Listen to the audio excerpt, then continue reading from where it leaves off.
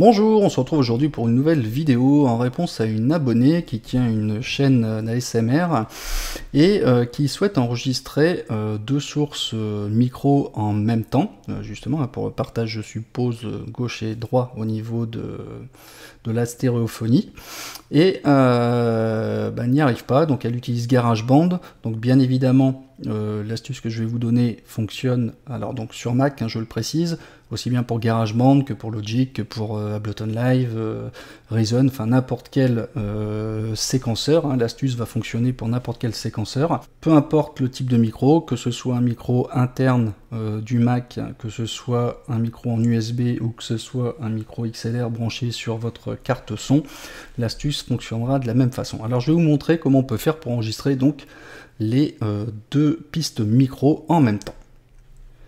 Alors, donc l'astuce, ça va être de créer ce qu'on appelle un périphérique agrégé. C'est-à-dire, en gros, on va créer un périphérique unique qui va contenir plusieurs sources, alors soit de sortie ou d'entrée. Je vais vous montrer tout de suite. Vous allez ici dans les applications, dans votre dossier utilitaire, et on va aller tout de suite dans l'icône configuration audio et MIDI.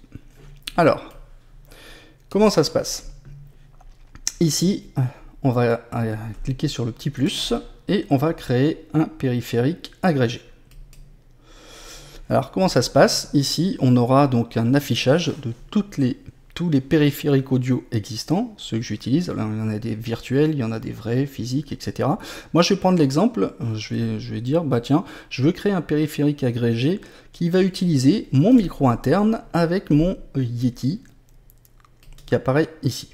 Ok, donc je sélectionne les deux périphériques, donc en entrée mon micro intégré et mon Yeti. Alors j'ai sélectionné le mauvais parce que là j'en avais créé un pour l'entrée et sortie, c'est celui-ci. Voilà, donc j'utilise le périphérique audio micro en entrée et le Yeti stéréo en entrée. Ok, vérifiez bien que la sélection des deux soit à la même fréquence au niveau de l'échantillon, que ce soit le micro intégré ou l'autre, parce que si vous avez un problème, il y en a un qui est en 48 Hz par exemple, et l'autre en 44, ça risque de pas fonctionner.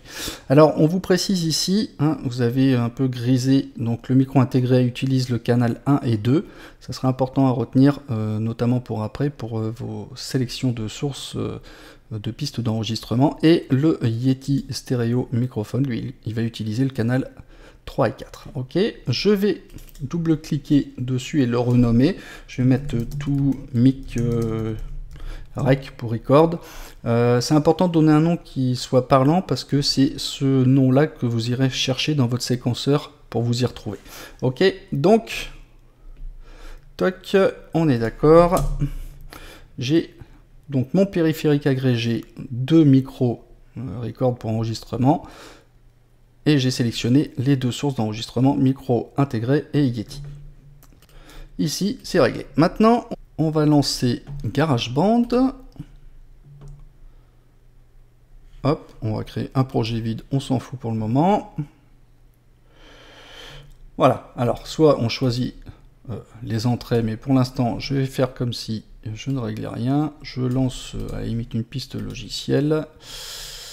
Peu importe. Voilà, donc ce que je vais faire, c'est que je vais aller directement avec commande virgule, où vous allez dans GarageBand préférences, et on va sélectionner dans l'audio MIDI notre périphérique entrant, à savoir deux micros rec en enregistrement. On est bien d'accord, puisque c'est ce périphérique-là qu'on va chercher à utiliser.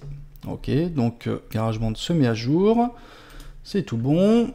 Je vais créer, alors je supprime cette piste, je vais sélectionner une piste donc audio, et je vais sélectionner donc mon entrée 1 et 2, si vous vous souvenez bien, ok, avec mon instrument est branché, forcément il va me reconnaître deux micros rec, ok, donc ça correspond, donc je vais sélectionner l'entrée 1 et 2 qui correspond à mon, ici, qui correspond donc au micro intégré, d'accord, et le 3 et 4 correspondra à mon Yeti. Donc je fais OK, j'en crée une, j'en recrée une autre avec le 3-4. On est d'accord? Donc celle-ci, je vais l'appeler micro intégré. Et celui-ci, alors vous le vérifiez hein, quand vous sélectionnez votre piste. Attendez, je vais la mettre en grand, ce sera plus simple. Vous avez votre entrée ici, 1, 2. Et là, je vais la renommer, je vais le mettre Yeti.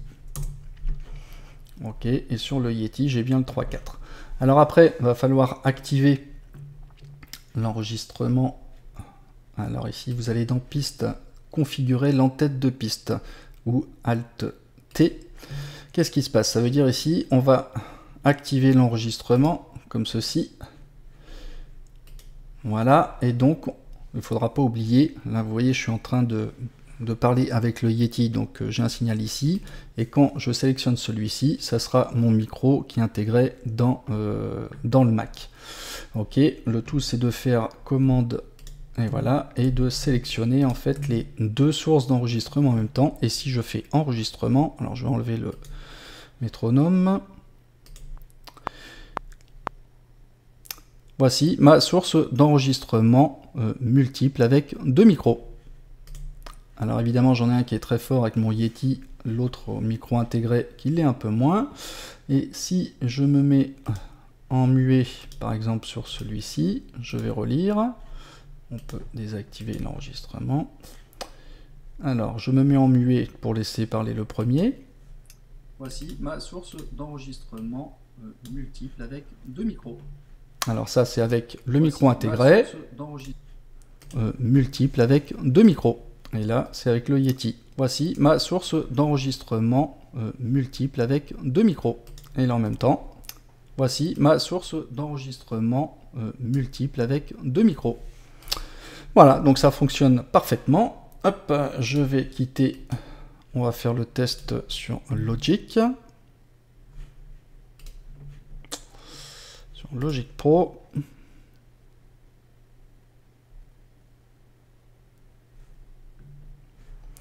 Voilà, alors ici, directement dans Audio, j'ai mon Yeti stéréo que j'utilise en général. Là, je vais aller chercher, donc, dans l'entrée, le deux micros, et j'applique les modifications. Hop, donc c'est fait. Là, je vais prendre l'entrée 1 et 2 en audio de mon périphérique de micro rec. Voici. Et là, je vais en créer un deuxième, 3-4, de micro rec pour le périphérique. Et voici. Donc je sélectionne ici, je peux voir la source. Clean, entrée, input 1, 2. Et sur celui-ci, hop, input 3-4. Je peux les renommer micro interne. Et là, Yeti. Toc. Je fais commande. Je sélectionne les deux sources d'enregistrement et normalement ça devrait fonctionner.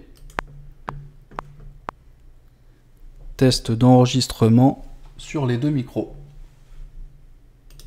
Hop.